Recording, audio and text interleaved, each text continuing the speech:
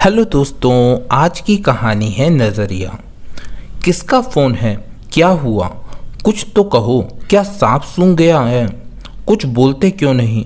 रचना बोले जा रही थी और अशोक जैसे लगता है किसी सदमे में हो। कुछ तो बताओ, कौन था फोन पर?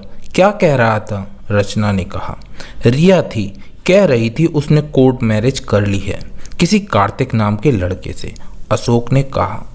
रचना और अशोक की 3 बेटियां थीं, प्रिया, कोमल और रिया।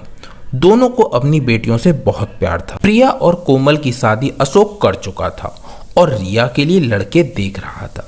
रिया एमए में पढ़ रही थी। शाम होते होते प्रिया, कोमल और उनके दामाद सब घर पर इकट्ठा हो गए। अशोक ने कहा, इस लड़की ने तो हमारी नाक ही काट दी। लोग कैसी कैसी बातें करेंगे हमारे बारे में। उन लड़कों के घर वालों से मैं क्या कहूँगा जिनके घर में इसका रिश्ता देख रहा था। सारे रिश्ते खत्म हो गए। इस घर में तो मैं उसका नाम भी नहीं सुनना चाहता।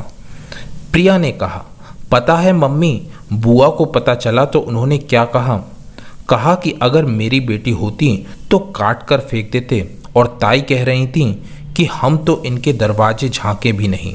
पता नहीं कैसे संस्कार दिए हैं अपनी बेटी। कोमल ने कहा, देखो मम्मी, अब हम सब उस लड़की से कोई संबंध नहीं रखना चाहते। हमारे बारे में उसने एक बार भी नहीं सोचा कि लोग हमें क्या क्या नहीं कहेंगे। उसकी वजह से सब कैसी कैसी बातें कर रहे हैं। हमारे बच्चे हैं, कल उससे संबंध रखेंगे तो हमारे बच्चों पर भी गलत असर पड़ेगा। मैं तो कभी नहीं चाहती कि मेरे बच्चे भी उस जैसा करें। दामाद ने भी हाँ में हाँ मिलाया। रचना अभी भी चुप थी। कुछ तो कहो, सब ने कहा। क्या कहूँ, तुम सबकी सुन रही हूँ। सबको समाज की पड़ी है। किसी ने भी रिया के बारे में सोचा? वो कहाँ होगी, कैसी होगी, उसने खाना खाया होगा या नहीं? रचना कह रही थी कि प्रिया ने टोका, क्यों सोचे मम्मी? क्या उसने हमारे बारे में सोचा?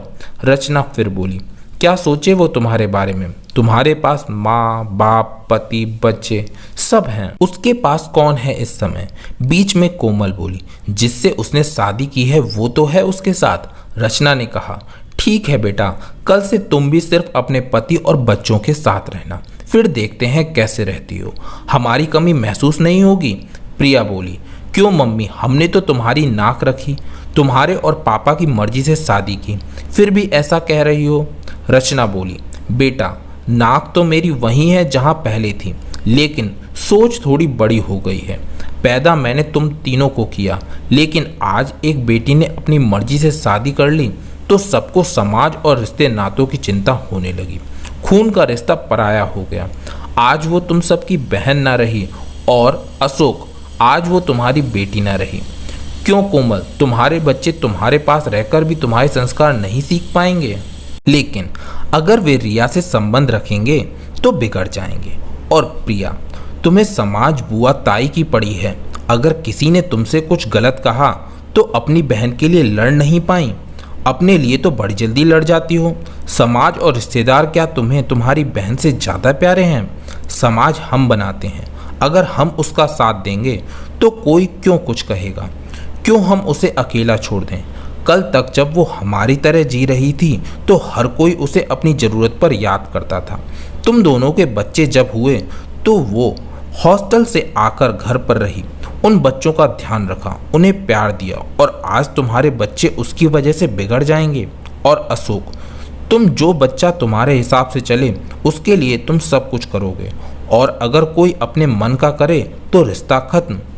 बच्चों को प्यार देने में भी भेदभाव कर दिया। कितने स्वार्थी हो गए हैं सब। किसी ने उसके बारे में एक बार भी नहीं सोचा। यह तो सोचते कि लड़की किसी बाहरी को इतना प्यार कर सकती है, वो हम सबको कितना प्यार करती होगी। उसने हमें नहीं छोड़ा, उसने बताया कि उसने शादी की है। छोड़ तो हम उसे रहे हैं। इस समय उसे हमारी सबसे ज़्यादा ज़रूरत है। वो बड़ी है और हमें उसके फैसले का सम्मान करना चाहिए। मैं उसे लेने जा रही हूँ, चाहो तो आप सब भी आ सकते हो, रचना ने कहा। सब ने अपनी गलती मानी। रचना की समझदारी से रिया को उसका परिवार दिया। गलत कुछ नहीं होता, बस नज़रिया बदलना पड़ता है सब कुछ ठीक करने के लिए। दोस्तों, आपको ये कहानी कैसी लगी कमेंट सेक्शन में ज़रूर बताइए। अगर कहानी अच्छी लगी हो तो वीडियो को लाइक और शेयर कीजिए और ऐसी ही कहानियाँ और पाने के लिए चैनल को सब्सक्राइब कीजिए और बेल आइकन को दबा के ऑल पर सेट करना मत भूलिएगा। तो फिर मिलते हैं नेक्स्ट वीडियो में। Till then take care and keep smiling.